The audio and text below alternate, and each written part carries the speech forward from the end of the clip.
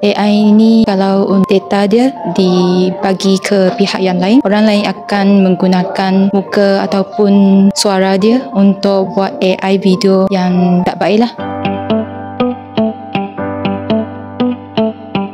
Tindakan ibu bapa yang menjadi sharenting atau menunjuk-nunjuk mendedahkan perilaku anak-anak hingga terlupa melindungi peribadi mereka boleh mengundang bahaya. Trend menjadikan media sosial sebagai diari kehidupan dengan memaparkan aksi anak-anak secara berlebihan juga bukan sahaja membuka ruang gejala negatif tetapi juga boleh dimanipulasi. Bagi mengekang gejala ini, Suruhanjaya Komunikasi dan Multimedia Malaysia mengambil pelbagai inisiatif termasuk memberi taklimat di pelbagai agensi berkaitan sharenting, kongsi bahagia atau mengundang bahaya. Matlamatnya untuk memberi kesedaran dan penerangan lebih jelas agar tiada yang terlepas pandang meskipun berkongsi kegembiraan.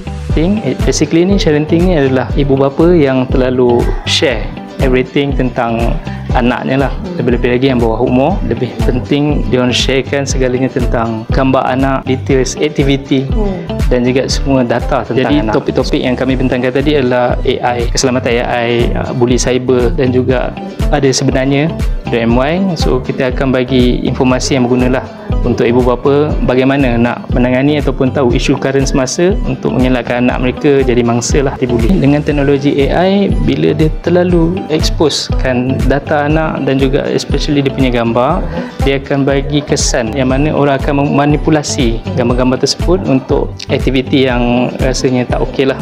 Maksudnya tadi anak tu akan jadi mangsa buli, lepas tu orang akan menggunakan jika ada gambar yang macam lawak tu semua macam jadi jenaka. Kesian kat anak-anak dekat sekolah, orang akan gunakan tu sebagai senang kata akan dibuli lah di sekolah. So sekarang banyak kanak-kanak dia pun guna AI, dia pun pandai guna AI. So dia tak tahu macam mana AI ini berapa bahaya. AI ini kalau data dia dibagi ke pihak yang lain, orang lain akan menggunakan muka ataupun suara dia untuk buat AI video yang tak baik lah.